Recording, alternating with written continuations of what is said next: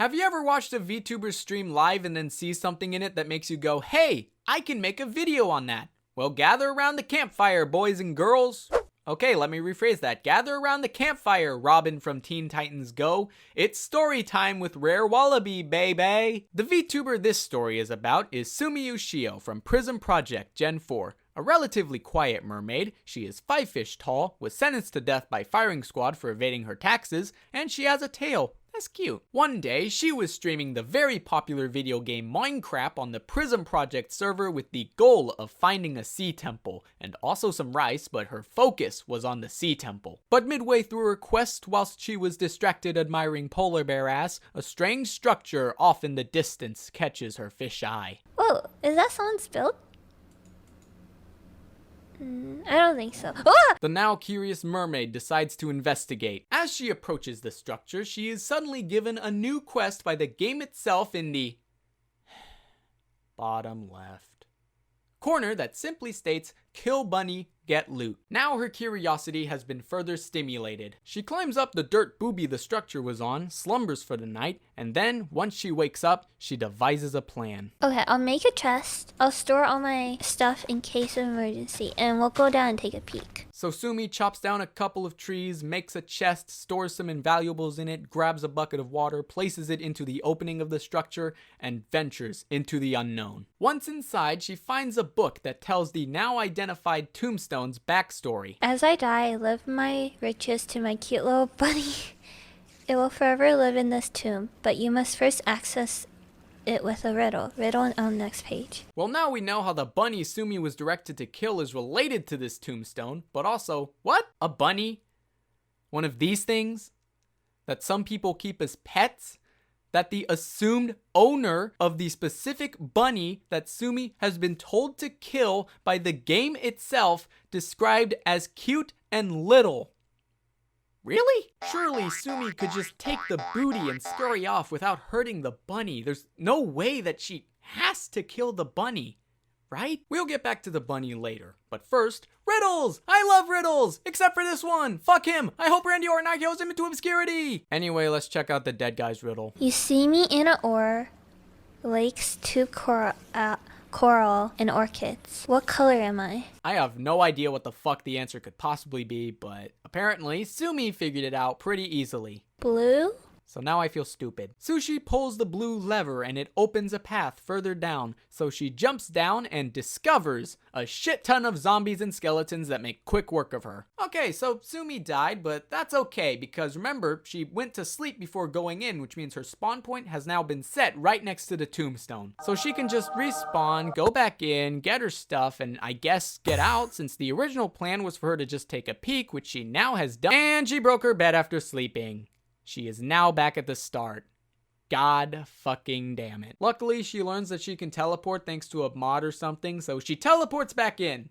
And dies again. Okay, 2 deaths already. That's kind of sad. Also, now I think we're gonna need a counter for how many times she dies, so boop, there you go, there's a counter now. Wait, I thought her plan was just to take a peek. Why is she going back in? I'm glad you asked, kind sir, who looks and sounds suspiciously like me. Remember earlier when I said she made a chest and stored some invaluables in it? Emphasis on invaluables, because Sumi decided to not store some of the more valuable stuff she had, like, for example, her diamond sword and her diamond pickaxe. And since in Minecraft, when you die, you drop all of your stuff, or in Sumi's case, the stuff goes into her head and the rest of her body disappears and it's just her head that's on the floor, that's because of another mod, Sumi has to get those things back. Anyways, now that Sashimi knows what she's getting into and just pulled the other lever out of curiosity, I guess. Wait, is that TNT? She comes up with an idea on how to deal with the monsters and get her stuff back. She gets out of the tombstone in more time than it should have taken her so that she can put her plan into action. But unfortunately for her, her bed has been blown up by that other lever that she pulled that made TNT go boom boom. Sumi's idea has been impeded, and she must now retreat for the night. She uses her teleporting powers to teleport to Sara's house, that's another Prism Project Gen 4 VTuber, and sleeps in her bed. Then she teleports back to the tombstone, and this time, instead of going back to where the monsters were, she goes into the new opening that was made by the TNT that that went boom boom. She sees a chest inside of this new opening, and assuming it holds the booty, she heads straight towards it and discovers that the booty is fucking garbage. Wowee, some bones. It's not like she already has tons of those or anything. In fact, if she really wanted some, she could have just dug into her skin and pulled some bones from within her own person. Wait, hold on. I think I'm forgetting something really important. Just hold on. Let me check my notes. Not that. Oh yeah, that's right, the bunny. There he is. Terrible. Oh my god, that was the bunny! I think now is a good time to get back to the bunny. You probably thought the bunny was Pecora or Nonanon, or if you're really boring, you thought it was a normal bunny. But in reality, this is the rabbit from Monty Python and the Holy Grail. Remember Carbanog, the dead guy that gave his booty to the bunny? Well, his name is also the name of the cave the rabbit was guarding in the movie. What a coincidence! Except no, it's not. It was intentional. The literal name of the mission was Killer Rabbit of Carbanog. It was not a coincidence. There is no such thing as a coincidence. Now, if you've seen the movie or just the scene with the rabbit, you'll know that that's not actually a cute and little bunny as the dead guy oh so kindly described him as. In fact, you'll know that's the most foul, cruel, and bad-tempered rodent you ever set eyes on. That rabbit's got a vicious streak a mile wide. It's a killer. And it killed Sumi. Anyways, back to the fish. Her new plan is to light up the place with a bunch of torches so that the monsters don't copulate and create more monsters or just spawn out of midair. So she teleports home, makes some torches and a bed, teleports back, falls into the hole, panics, teleports out of the hole, and then forgets about all that and starts collecting some berries that I'm pretty sure she's already collected. Everything is going according to stone. Then she goes back in and gets killed by a skeleton, and only then does she have the brilliant idea of making another diamond sword. Why she didn't think of this sooner, I have no idea. And now for the third time this stream, but the first time she was actually prepared, Sumi is facing the rabbit one-on-one. Since this is the killer rabbit from Monty Python and the Holy Grail, and Sumi is, well, a fish, it seems as though there's no possible way Sumi could come out on top. But we do live in the timeline where Jinder Mahal beat Randy Orton to win the WWE Championship, so anything's possible. But first she has to go back and make a bow because turns out the rabbit is using floor hacks. Now she can shoot the rabbit from long range, and also bonus, turns out the rabbit takes fall damage. And since she has the high ground like Obi-Wan Kenobi, I went and checked my grandfather clock and saw that it was her time to shine.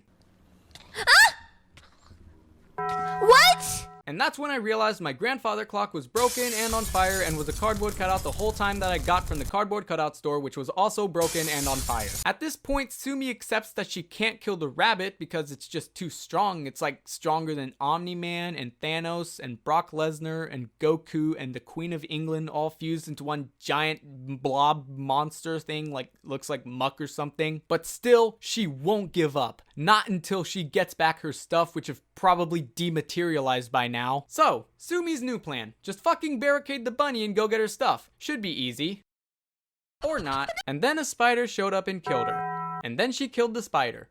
And then a spider showed up and killed her. But hey, do you know what's better than a spider? Yeah, that's right, a skeleton. Sumi tries to escape through a passageway at the back of the tomb, but turns out it just leads to an area full of zombies, including this one with a shovel. She tries to turn back, but surprise, it's a rabbit! Damn, that looks like a real serious zombie infestation. Nothing a couple torches can't fix, though. However, Sumi is unable to place many torches down because the rabbit is still down there and he hasn't miraculously gotten any nicer. Somehow, Sumi escapes the rabbit's wrath with only one heart left. Impressive. Also, I guess Sumi decided to get the booty in the chest, even though it's ass. Sumi takes the Garbo booty from the chest and then exits the tombstone. And you'd probably think this is the part where she'd go, "Arrivederci, I'm gonna leave," and then scurry off to do something else. Well, guess what? You're wrong. She actually goes back in. And no, I don't know why she decided to. Also, baby zombie kills her. Sumi goes back in, places a bunch of torches down, and then dies twice by spider. Then she takes out her diamond sword, her new one, not her old one, and then starts killing every monster that's in the tomb. And now, even though there are no monsters within her line of sight, she still hears them. Is it the ghosts of the previous monsters she had slain? Is John Cena in the tomb with her? Or is she just going crazy? Sumi jokingly suggests that these phantom monsters could be in the walls. They're in the walls. And even checks below her feet by digging a hole. However, there is something far more important than some monster noises, and that is that the killer bunny is nowhere to be seen. Sumi begins to fear that the bunny may have escaped the tombstone, and so she starts searching for him. The search is rather brief as she quickly finds the bunny hiding amongst a lot of spiders. And hey, he appears to be trapped in one of the spider's cobwebs. This is a golden opportunity for Sumi to strike. Wait, shit! He broke out! Retreat, Sumi! Retreat! Wait, he appears to be trapped in another one of the spider's cobwebs. This is another golden opportunity for Sumi to strike. There is no possible way he could break out of another cobweb. He's already done it once. The odds of him doing it again is like impossible. How the fuck did he do it again? Okay. Sumi's new plan, because all her previous plans were so successful, is to lure the bunny out, run past him, and get her new diamond sword before it ends up like her old one. Unfortunately, she ends up with a spider instead. She tries to fight it off, but oh look, she lured out the rabbit. Her audience starts suggesting that she make armor, but she refuses to because edgy people don't wear armor apparently. And in case it wasn't obvious, Sumi is so edgy that her BGM might as well be Metalingus by Alter Bridge. Alright, Sumi got her sword back, woohoo! Now it's back to hunting for some rabbit stew. Also, where is the rabbit? Well, time to look for the rabbit again. Maybe he went into this passage that Sumi hasn't explored yet. Well, it looks like the rabbit isn't here, but you know what is here? Spiders! A lot of them! And also a chest! And also a chest! There's 2 chests! And wait, these chests have good booty? Wow, this is a bigger surprise than when Snape killed Dumbledore in chapter 28 of the Half-Blood Prince. But before taking the booty, Sumi must first slaughter all of the poor helpless spiders in cold blood. Oh gosh, I released you from your confines. This is how you repay me? Then pay with your blood. Okay, let's look at the booty now. Oh, this is really good. Diamonds, name tag, and look, music disc number 13. That's the creepy ambient one. Okay, now that Sumi has finally gotten something in this tombstone that's actually worthwhile, it's time for a little break. The name tag in the chest is immediately given to Sumi's pet axolotl, Cheddar. Aw, look at this little guy. Doesn't he just look so cute killing all those fish? Survival of the fittest, am I right? Oh, and look over there, it's a dolphin. Sumi tries to put the dolphin in a bucket, proving that everything that went down in the tombstone has failed to make her any smarter. Yeah, of course. Why would I be able to have a bucket dolphin? That was dumb, yeah. Oh, Sumi, you silly fish. Okay, break's over now. It's time for Sumi to finish the job. She's broken into the tomb, placed a shitload of torches in there, and even stole all the booty. Now all she has to do is slay the fluffy beast. Since this is still the killer rabbit from Monty Python and the Holy Grail we're talking about, this looks like an impossible task for her. But we do live in the timeline where the Columbus Blue Jackets swept the President's Trophy winning Tampa Bay Lightning in the first round, so anything's possible. But again, where is the rabbit? Well, remember when Sumi was hearing those phantom monster noises and dug a hole to see if they were beneath her feet? Guess who fell into that hole? Actually, I'm not gonna let you guess. It was the rabbit.